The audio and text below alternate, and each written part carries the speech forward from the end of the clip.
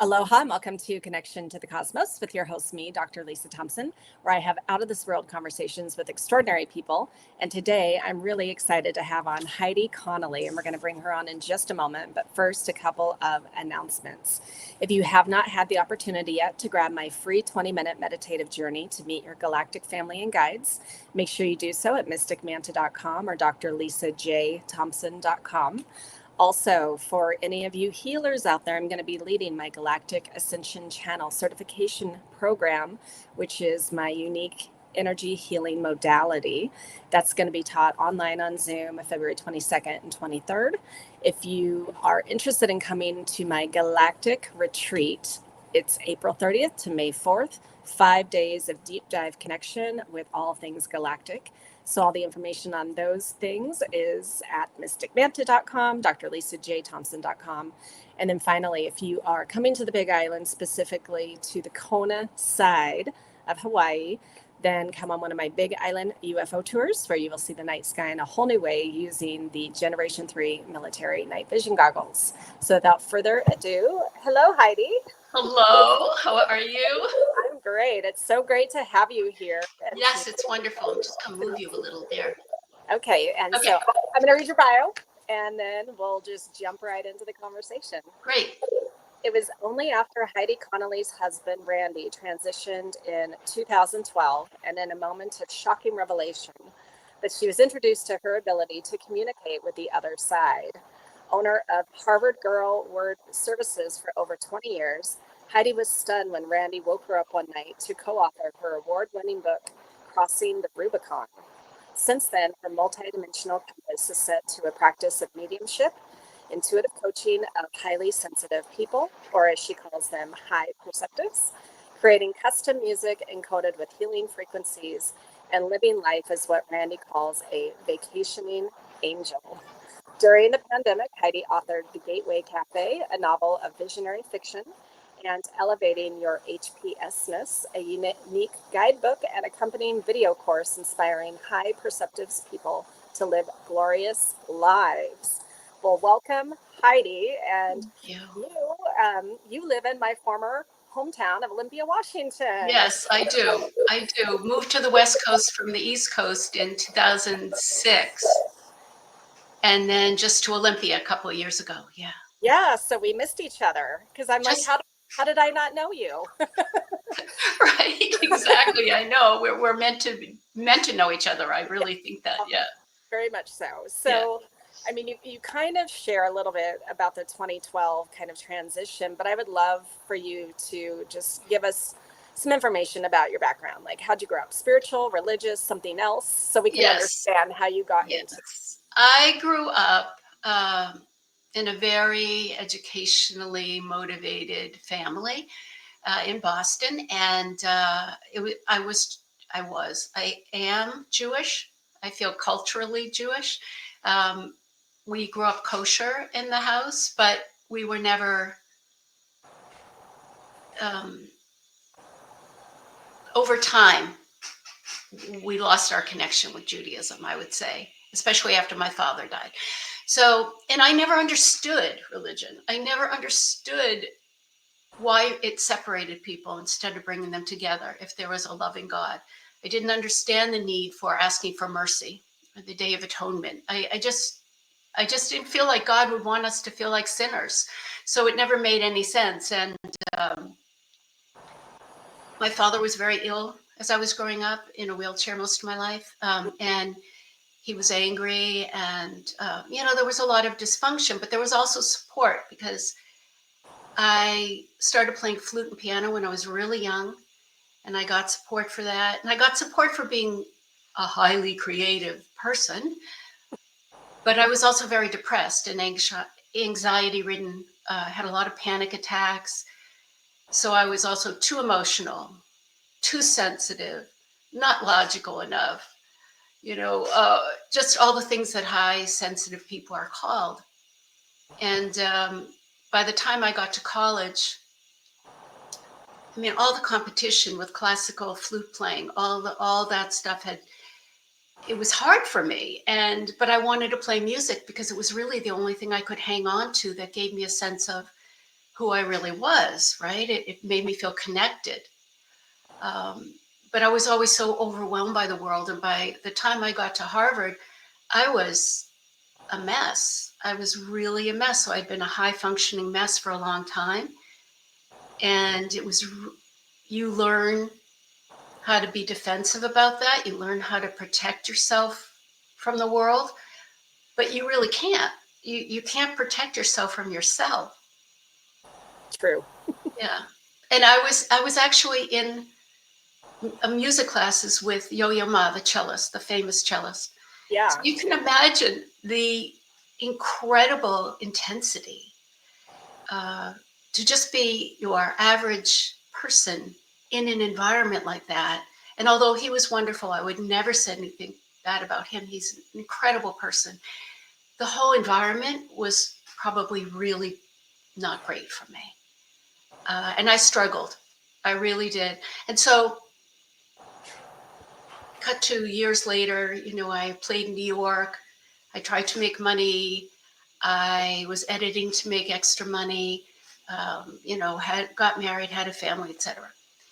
It wasn't until I met Randy that I started to understand there was a different way to perceive life, that he was very spiritual. He was very bizarre person, very intense. He used to channel things all the time, which I didn't understand. I hadn't read Conversations with God. That was the first book I read that ever helped me understand that there was more to God than met the eye. Mm-hmm. And Randy channeled very interesting things over time. And when he got really sick, he started to go deeper into these channelings. And it was actually before he died, a couple of months before he died, that he came up with the fact that we were all vacationing angels, and that we're angelic beings who choose to come down here into human form in our biodegradable human suits. And we really hang out at this place called the Gateway Café, which is the name of my novel. And that's where we decide if we want to come back as a human in another lifetime. And he says it's like, ordering from a brochure or ordering from a menu. But then we get down here and we think, oh my God, what did I do? This isn't fun. Yeah. It's so hard, right? Mm-hmm. But that's the perspective that keeps me going. To know that I made the choice, to understand that I wanted to be human, to experience the senses. But none of that was my understanding when he died. I was a wreck. And Okay. I was a real wreck. I had no ability to process his death. I lost my identity. I was angry. I was afraid. I had been isolated from other people. We were in a new town, so I didn't even know anyone. And I really fell apart at the seams. So it was a year and a half later. I was actually working in Canada at the moment. And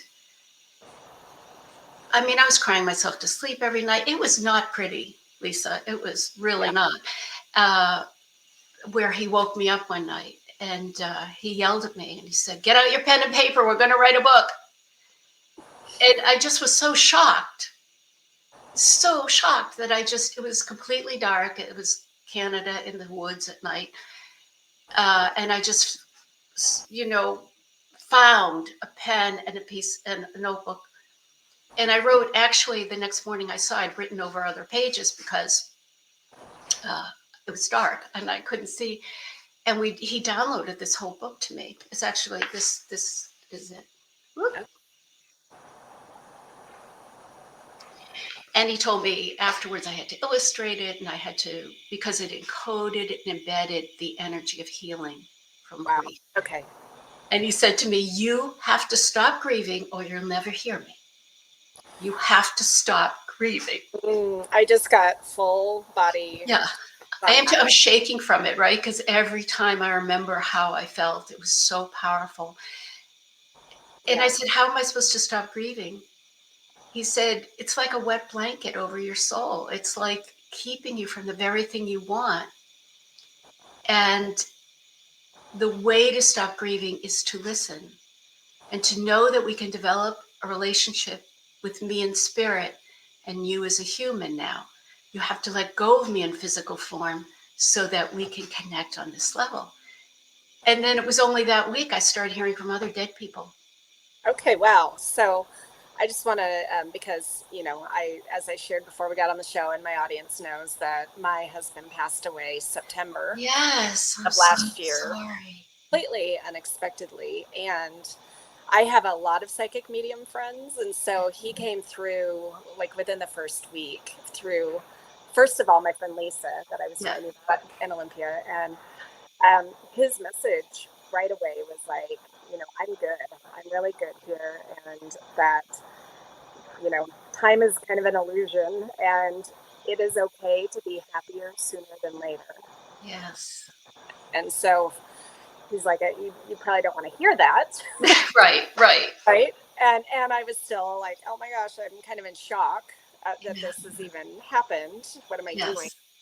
Um, but I felt really grateful to have that permission slip. Yes.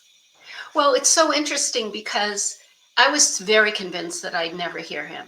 I was convinced that he could reach me, but that I wouldn't be able to receive it because he was that kind of strange person. As a matter of fact, he was born with his own language. He called himself Randy's Two Lakes of the Star Clan. He knew he was from the Pleiades. All these things that made no sense to me when I met him. So he had a language no one had ever heard, and he called it the language of the emotions.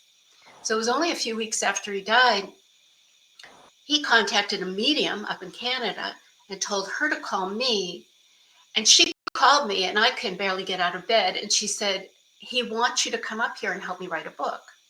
And I said, I can't even get out of bed.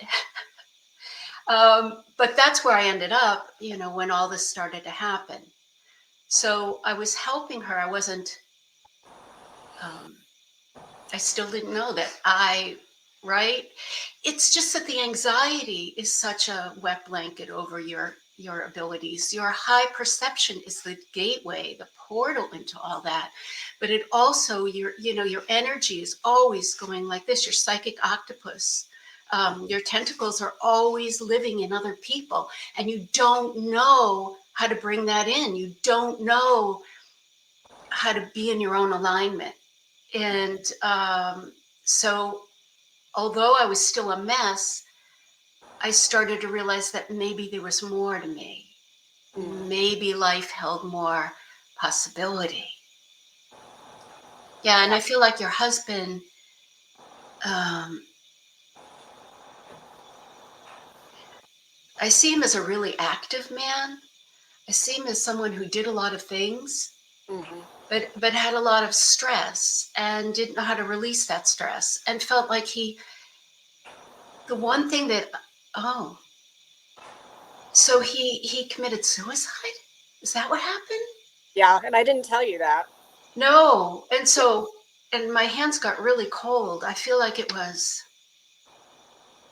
the one thing he wants to say to you, though, now is not only is he proud of you and he loves you and he's okay. I mean, that stuff we can hear from anyone, but that he's just so grateful to you. You stood by him, you stood by his side. No one could have understood the level to which he, see, and I'm feeling it in my body because that's the way I felt. I felt like I couldn't express how deeply I felt depressed. I felt like I always had to hide that from people. And that's the biggest thing. We don't understand when someone takes his own life because we think, why didn't you tell me? Why didn't you tell me? When you're in that hole, you're ashamed.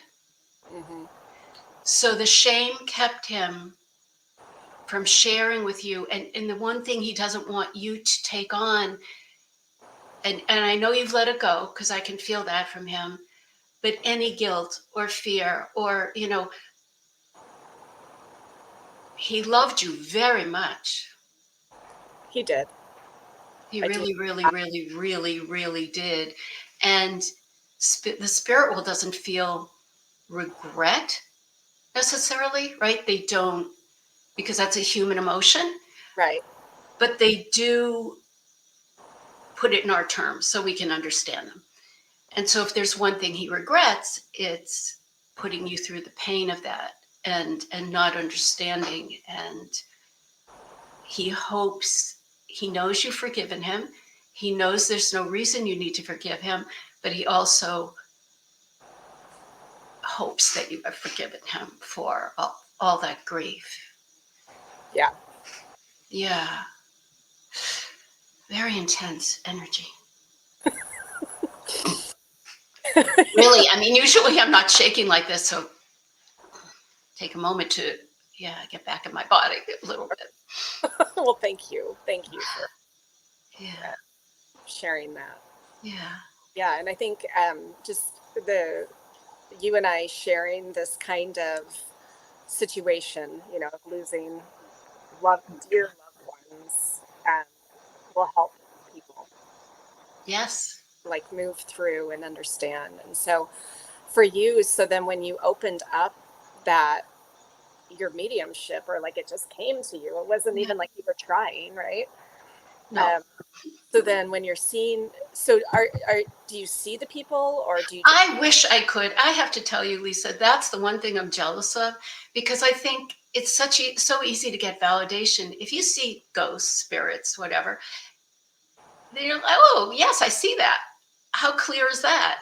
But no, when you're clairsentient, claircognizant, clairvoyant only in your head, in your third eye, it's really hard to get validation because you have to step into it. You have to start saying to people, this is what I'm getting, or you never get validation. right? So, okay. So then how did you navigate that? It's so incredible. I mean, I can't believe my own story, frankly.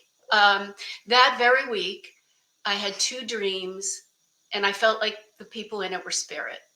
Oh, and by the way, I knew that Randy was talking to me, not my friend whose house I was in, because she was away for the week. So it was an empty house. So no one else was talking to me.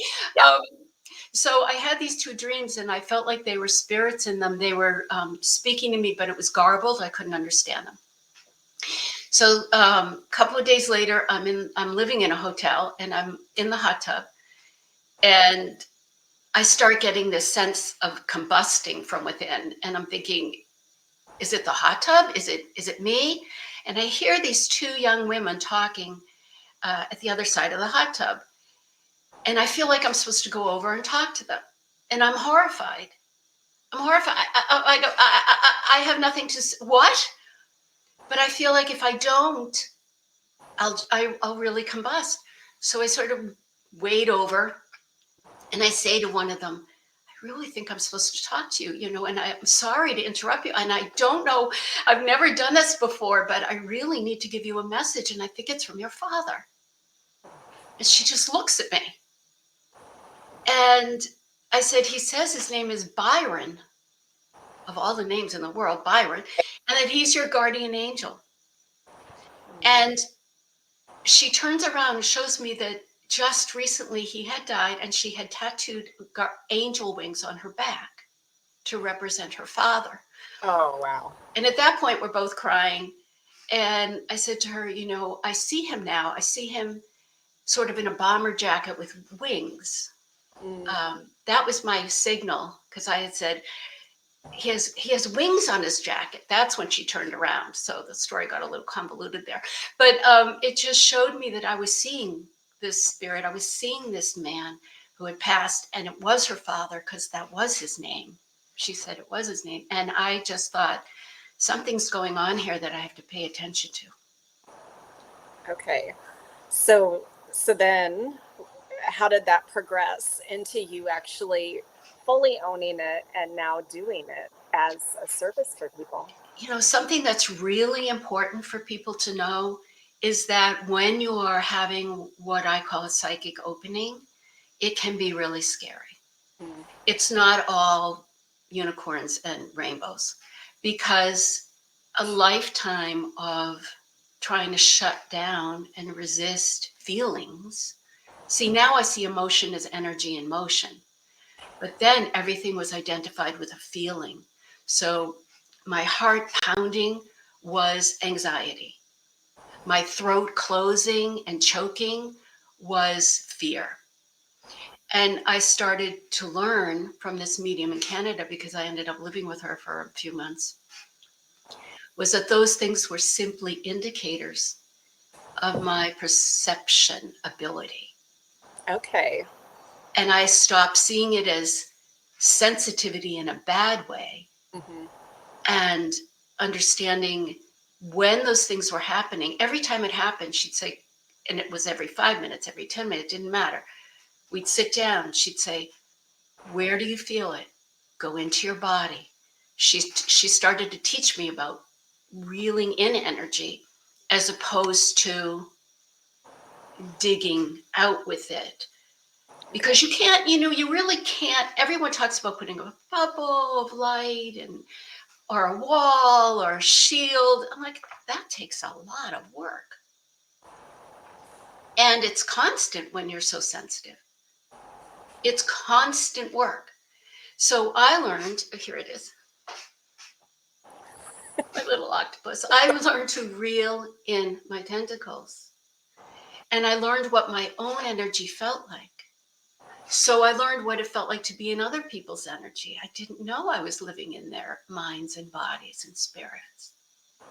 So that's when I wrote, I was so thoughtful, I had these out in advance, Elevating Your HSPness, which is a highly sensitive person.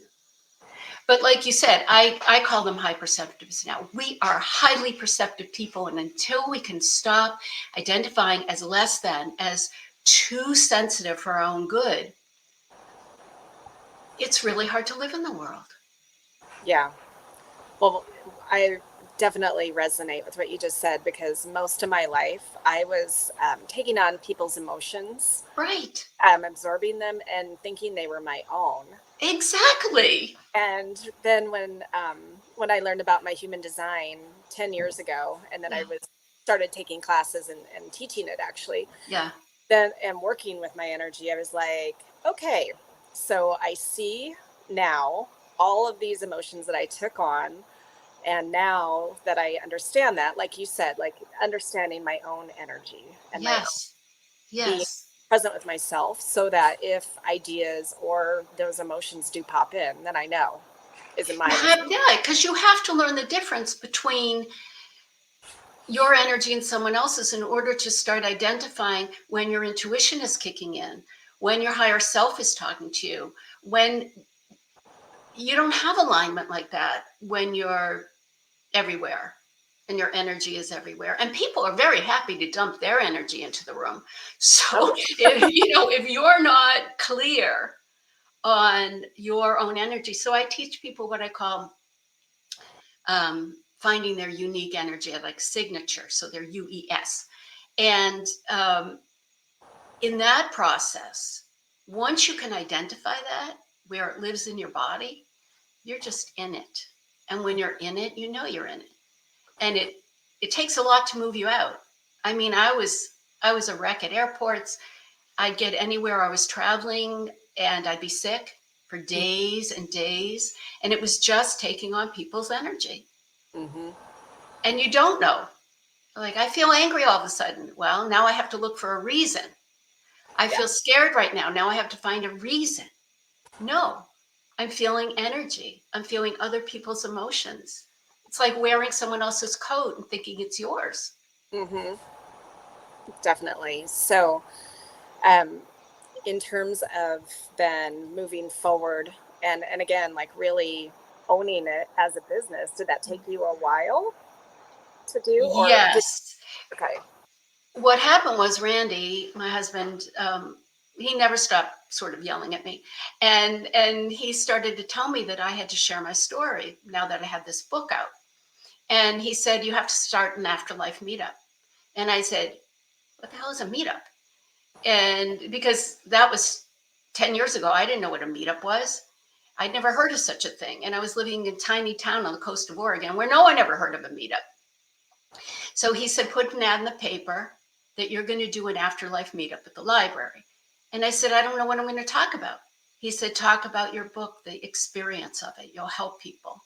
So I had 2 people the first time, and it ended up being, 50 people a month were coming because they wanted to know. They wanted a place that they could feel was sacred and safe so that they could ask questions. And I was certainly not someone who felt I had the answers. I still wasn't calling myself a medium. But then I started getting messages and people wanted to hear them. And I had to step into that very, very courageous, vulnerable place. Because like I said, if you're claircognizant and sentient like we are, until you admit, until you say to someone, I think your father's here, I think your mother's here, I think your son is here, you will never get validation. So that was the beginning. And then Randy told me to buy a new flute, and I hadn't played in years. And I said, no, I'm not buying a really expensive, beautiful, professional flute if I can't. No, you have to buy a flute, and it has to be a good one. It has to be one you love. And in the meantime, a friend of mine who heard from Randy from the beginning, these other people who could talk to him, but I couldn't. Yeah. She had said something like, one day a long metal object is going to come to your door. It's going to be delivered, and it's going to change your life. And I forgot about it. I thought, what, a refrigerator? What's going to come to my door? But sure enough, I was ordering flutes from New York City, shipped out to Oregon, and I was trying them and trying to find one that was perfect. And I did. Started playing classical music again, started doing concerts again, playing with orchestras again, doing all this stuff. It was like all the stuff I never got to finish up and do in New York was happening. Small scale. Yeah. Understand, this was very small. You were doing it. But I was doing it, right? And performing without the anxiety. Yeah. Because I wasn't taking on the energy of 2,000 people in an audience. Right? That's what performance anxiety is. That's why so many artists and musicians, we want to perform. That's why we're doing it. But the fear element is coming from the energy of the audience. And we call it performance anxiety. It's so sad. Because if we didn't tap into that, we'd be okay up there on the stage. So that changed everything. And and he said, you have to play inspirationally guided music to heal people. I said, I don't know what you're talking about. I mean, every step of the way, Lisa, I was like, no, I don't know what you're talking about. This is ridiculous. I can't do that. Yeah. But the music just started to flow. They gave me my team, Brandy, the spirit world, the angelic realm, give me a title for the music, like Stepping Stones. And I'd say, what's that? And they give me a purpose. Stepping Stones is for transitioning souls and their loved ones to handle grief, even before a passing. And that's one of my favorite recordings that I've done of all time, because it's just my soul in music. But there's music Up in Smoke for smoking addiction, Lost at Sea for alcohol addiction. There's one for fibromyalgia. There's one for cancer. There's one for, all these, and customized recordings. They're encoded. They're embedded with these frequencies. Science is proving that, of course, music can heal illness. Yes. But for me to understand that and feel like I could play a role, and that could be a vessel, not really a vessel, because what's coming through me could let go of my own attachment for outcome, attachment to how I sounded. Because in classical music, you aren't allowed to crack a note. You aren't, right? It's all about perfection. Right. That I could let go of that. And if they told me to hum during the music, I hummed. To growl during the music, I growled. To crack a note, I cracked a note. That was so new to me. And I realized it was all frequency. It was all about the frequency. And it just is a very mind-blowing and happy experience. I love that, because a couple of years ago, I've never been like a musical person. always been creative. I was a dancer and did other things. So I loved music. I just didn't play it. Or I tried, I learned cello in 5th grade, but didn't go. But a couple years ago, I was really called to get certified in sound healing with the crystal singing bowls. Yes. And I use that now in my work, my healing work with my clients. Great. And so, yeah, It's sound, miraculous. it is. The frequency really can penetrate where other things can't. Yes, it's so interesting you bring that up. So it was a while after Randy died, but I was still a mess. My friends who were living in Bali uh, invited me to go visit them. And I said, I get on a plane, forget it. So what they did, they were so smart. They sent me a ticket so that I couldn't say no, because they know Heidi is responsible. And if you do that, she will come. So I traveled to Bali and I was only going to stay a few weeks. I ended up being there 3 months because Wow. I just couldn't go anywhere. I couldn't even decide what to eat for lunch in those days. But what happened was they suggested trying out all these modalities there. And I went to a sound healer and he had bowls all hanging all around the room and chimes and gongs. And he put different bowls on my body, on my chakras. Mm-hmm. And amazing things happened. I literally felt like I was vibrating off the table. And I think the more conservative science, traditional science starts admitting what we've known for a long time and what they've known, Yeah. scientists have known for a long time, but hidden. Yes. As we come forward, it's just going to be easier and easier to heal without drugs. Mm-hmm. And of course, the body has to be in sync, right? Yeah. If there are two people, twins, who have the same kind of cancer and they're genetically identical, and one person has this treatment and one person has the same treatment, why does one die and one thrive? Because they are energetically different and Mm-hmm. because they're receiving the treatment differently. So our soul is making a choice. What's our contract to come through? My contract with Randy was that he would be the answer to my feeling like I was from another planet, that he would be my soul partner. But it was also that he would give me this chance to grow after his death, same as your husband has done for you. Because we wouldn't be here doing the exact work we're doing. We have grown through it. Yes. And it's so powerful, that message. Because we, as a species, we're in a time right now where we are the light. And that's where we came from, where we breathed light. We were like little fireflies relating on that level. And we came through to be here now, even though it seems like such a difficult time, because we are the ones who are uplifting humanity.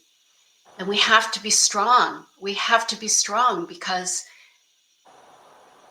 it's too easy, because we feel so much, to go to that place. But it's really up to us. That's what I feel. That's my contract. I set it up. Oh, yeah. Yes. Yeah, yeah, yeah. And I think we're feeling the energy. I know I am today, Yeah. of the world at large. I mean, I'm staying away from news. I'm staying away, but I feel it. Yeah. Well, and what's interesting is 3 years ago, my higher dimensional ETs, when they wanted to start channeling through me, they're like, okay, you seriously have to stay away from the news and the media, and Yeah. you have to stay out of anything political, anything divisive, anything polarized.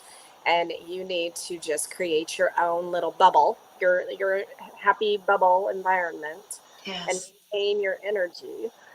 And so, for the most part, I have been doing that for 3 years, which for me has really helped, Yes. even in this healing process with the grief of being able to Right. do that, and knowing that, and I actually, so when this recording comes out, my book should be almost ready to be released, because it is currently in editing as we're talking right now. But it's Awakening to Your Multidimensional Self, Yes. and knowing that all timelines are existing simultaneously. That's right.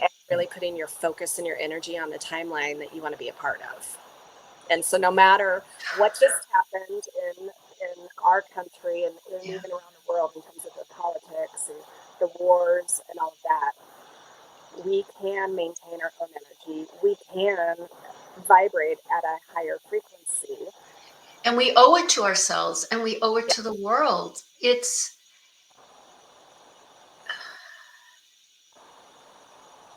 I couldn't be more grateful for the opportunities that have been offered to me doing this work, helping people know what I know now, right? Writing a book like The Gateway Café and in a novel form about a teenager who's a misfit allowed me to express, going to the up there, traveling to the up there to the Gateway Cafe, coming back here to Seattle, traveling to the in-between to meet her dead grandmother, having really hysterical conversations with these angelic beings.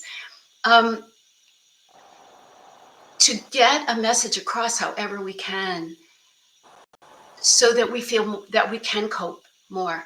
Yes, I need to know what's happening in the world, but I have learned when to shut it off. I get my news from comedians mostly. And I feel like that's the way I can cope. I have created an environment here. When I moved here, I painted all the walls. I did everything differently. I made sure that it was my sanctuary. Yeah. Right? We need that. We do. We do. And I actually have a whole book about that. Designing your personal or sacred soul spaces, designing your personal oasis. Is that your book that you wrote? Yeah, because I I can't wait to read it. I used to be an interior designer. I had a home staging interior design company. You've done a lot too. In Olympia. Yeah. I PhD in biology, mortgage, design, and now spiritual work. It's so incredible. It sounds like the same kind of journey, just a long and winding road, right? Yes. Well, that is really exciting. I can't wait to read that. I think that it's crucial. Yes. As well as developing community so that when I'm falling apart, I can call someone and say, help me remember. Right. Help me remember that I'm okay. Help me remember how to be in alignment. Help me remember what I've taught you. Because I can't do this alone. No, exactly. And that's one of the reasons why I even started this show, was to really build my tribe, because the guests that I have come on, for the most part, I've only had a couple guests that I didn't resonate with, but I'm really like building this beautiful community, and my whole purpose, just sharing information, high vibe information. Yeah. Yeah. Yeah, absolutely. And that's what I do through, I mean, I have a YouTube channel. I don't post that much on it, but I give away a lot of music. I have some free music. One of them is called Ho'oponopono, which is the greatest, philosophy. And it's for the world, right? And I did one during COVID. And to heal the world, this is my contribution. And when I do an event, I do a lot of mediumship. But first of all, let me just say, although I am psychic, I don't use my psychic abilities with my clients or at events. I do not want to tap into them. I want to receive information from spirit so that my ego is as much out of the picture as it can be, and my filter is as clear as it can be. So the psychic stuff takes a really back seat. And when I am in these situations, my whole job is to trust spirit, listen to what they're saying to me, communicate messages that help people in their lives. It's not just about they love you. I can prove to you that your father died in Alaska, on a boat. I don't really care about that. What I care is they're around because they want to help you. They're around for their guidance and offering to you. And some of the people, honestly, who come through, people don't want to hear from. I didn't want to hear from my father. I had no good relationship with him. Abusive stepfathers, people don't want to hear, but those are the people trying to shift their legacy from the other side. And they're coming through to say, It wasn't your fault. We did this. We did the damage. We know that now. We can be unconditionally loving. Let us help you. Yeah. And that is a powerful message. That absolutely is, because, those of us that are still in this earth living world dream state or whatever. Yes, yes. Illusion, whatever. Illusion. Yeah. I think that a lot of people hold on to that resentment and anger, the grudge, the whatever, and it keeps them stuck. Very, very much so. That's why, again, the whole idea of making that contract. I mean, I believe the contracts are set. Yes, I come in as this Jewish woman in Boston with curly hair and green eyes, and I play the flute. Okay, but into that family. Yeah. With a sick father and an anxious everybody else. And an older sister who's a brilliant, famous scientist, and a younger sister who's amazing and brilliant, and she has all these degrees. And I would be me feeling like a wreck. I agree to that. But we have the choice to navigate it. That's the free will of being human. Mm-hmm. To be able to say, I was given this contract, what am I going to do with it now? Yeah. And resolving a contract in this lifetime means that we've put it to rest. So if you have an abusive husband and you don't go to embitterment and hatred and fear, you can let that go. You'll never come back and have to do that again. Right. And that actually, my first husband, I have, after 18 years of not being with him, I have released any kind of resentment or anger, totally forgiven him, forgiven myself. Yes. And yes. And understand, okay, yeah, that was a soul contract. Thank you. And I actually thank him. I actually wrote a letter to my first husband who was not nice. Really, it was not good. And he actually went blind in one eye. I found out he had some kind of a tumor. And I wrote him a letter and I had it translated into Braille. And I shipped it off and said, even if he doesn't read it, I need to be grateful. Yeah. I need to, for my health, my emotional, physical, and spiritual health. Write out the gratitude. Thank you for this contract. No, I never want to see him again. Right. No, thank you. I'm very clear on that.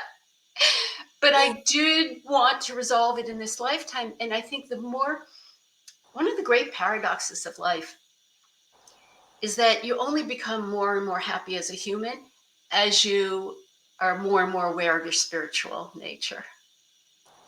Absolutely. And so, yeah. Well, and that's like, I'm, when this is coming out, I'm 52 now this month. And so I have been on a spiritual journey for my entire life, because I did choose my mother to come into, understanding things at a very young age. Thank goodness. Yes. But that's what helped me get through the processing of skip step, much faster than a lot of people do. Yes. I have to say, first of all, no one was a musician, so they didn't get it. So that was all sort of clawing my way through.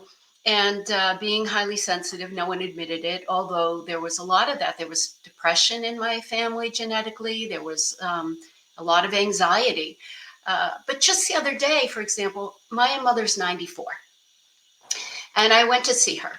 And she was asking me questions because I did an event, and she's much happier talking about Harvard Girl Award services and the books I help people write and produce than she is about talking about this stuff, right? She doesn't believe it. And so she asked me, well, is this one of those events or your self-publishing workshop event? And I said, oh, it's one of those. And she said, well, do people there really believe it? And I said, well, people can choose to believe whatever they want, but the evidence is pretty strong. And she's been to a couple of my events. And she said, well, do you think people here, meaning where she lives? I said, people are the same everywhere. People don't express, but I think 99% of our culture has had some kind of a spiritual experience that they then go into denial, even if it's an imaginary friend when they're young. They have these experiences. They're told it's the work of the devil. They're told that it goes against their religion or their culture. They're told that it's, all those things. Yeah. And so we button it down, which turns into anxiety, depression, fear, overwhelm. So I said to my mother, I really think that there's a lot there. And I know you've never wanted to hear from dad or your father or whatever. She said, well, I never told. She's whispering. And I'm, at this point, this is a conversation on the phone. She whispers, I never told anyone this.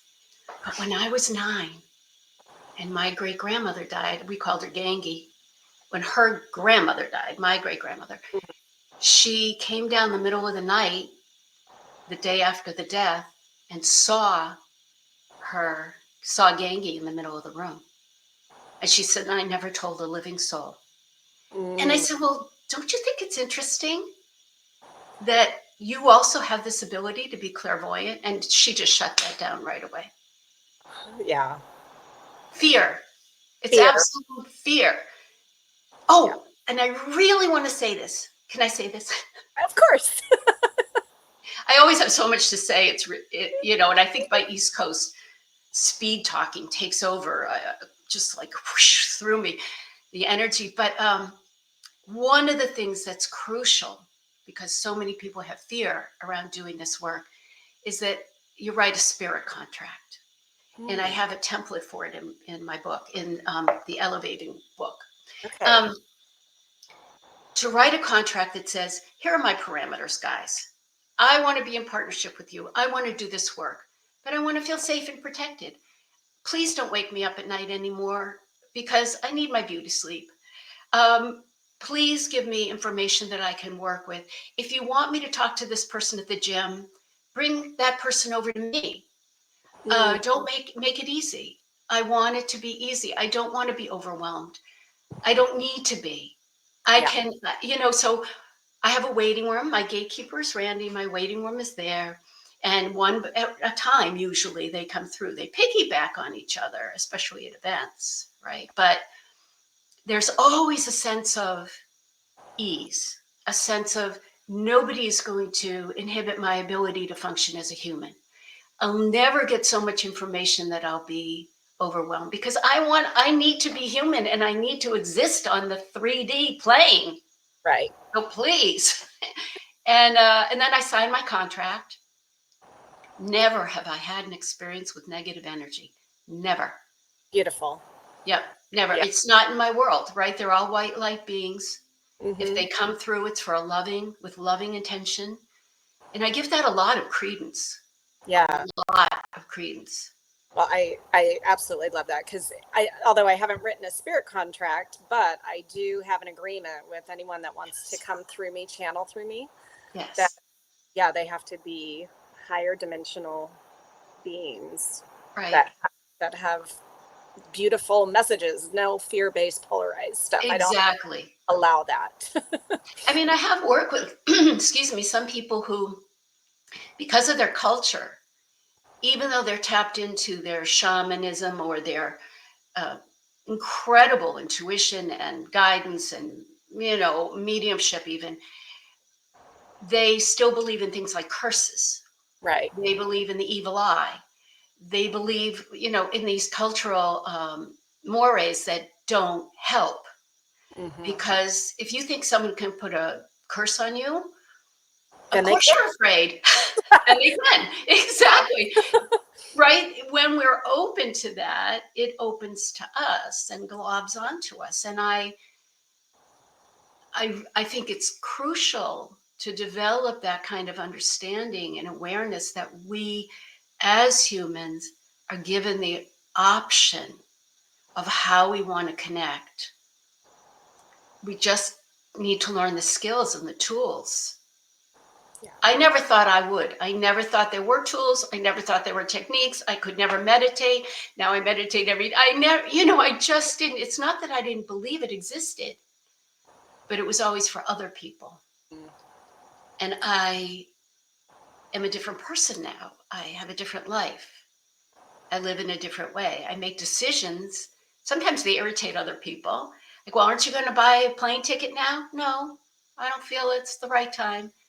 Really? It'll be cheaper now. No, I don't feel like it's the right time. Well, can you give me a date? No, I don't feel like it's the right time. Right. And then when I do it, when you listen, the energy taps you in to the best outcome. Yeah. Beautiful. Yeah. Well, in our last little bit of time, we just have a couple minutes left. So how do you work with people? Because we have a lot of the audience that does not live in Olympia, Washington. Yes. And then where can they find you? Yes. People can find me at HeidiConnolly.com. So I'm sure you'll put that information below, how to spell my name. And I work with people in my home. I do events, but I also do phone and Zoom. So any which way people from all over the world, call me or Zoom with me. As you know, energy flows. There's no holes, so you don't have to worry that the information won't come through. I usually meditate before I see someone to get information from spirit, because that way I'll get validation that we're indeed connecting. And that is very exciting. I get a lot of information through songs. A song will come to me, lyrics. I have never heard the song. I don't know the lyrics. I'll look it up and I'll find out it was, Fred Astaire and blah, blah, blah. Yeah. And I have a spirit who always comes through when the person is a musician or music is really important. So I have a symbol dictionary. I have, certain spirits for certain things. And I make customized recordings, or people can purchase my recordings online that they can also listen to on a loop on mute, because the energy I listen to all my music on mute, on a loop all day long, because I don't want to hear myself playing the flute all the time. But the music is still reaching my cell, right? We're trying to shift our cell patterns, Right. not just what's up here. I mean, that's a good partner, but it's not the answer. Yeah. No, that's beautiful. And a really good point that, you don't have to consciously physically be hearing that sound, because the waves are Exactly. Yeah. And you can play it on behalf of someone else. If they are not in receivership of that, it won't go there. So if someone has a heart problem, someone has this problem or that problem, you can play this music either around them or even over the phone or just on mute with intention. That's how powerful it is. The stories are amazing, just amazing around this music. And I'm really happy when someone wants a custom recording that's going to speak to exactly their, I was going to say needs, but the spirit world is really clear. It's not just need, it's desire, it's hope, it's it is need, but on the most profound level as a human being who's really spirit, right? What they really need is in their best outcome. Okay. And we can't know that purely as humans. We really have to tap in. Yeah. Well, Heidi, it has been such a pleasure to have Yes. you on, to meet you. And for those of you watching or listening, please reach out to Heidi if you really want to connect with the other side. Or I forgot something. Okay. So, because now I'm specializing my book production business. I don't do many anymore because I'm focusing on this, but I do help people edit and produce self-published metaphysically oriented books. Okay, beautiful. So that's really important, because if I can help you get your book out there, I would be really happy to do it. Beautiful. Yeah. And I know that some of the audience, they're my tribe. We all write books. Exactly. And we need help doing it, right? Yeah. Yeah. Well, again, Heidi, thank you so much for being here. And for those of you watching and listening, thank you as always. And I'll see you next time on Connection to the Cosmos. Aloha.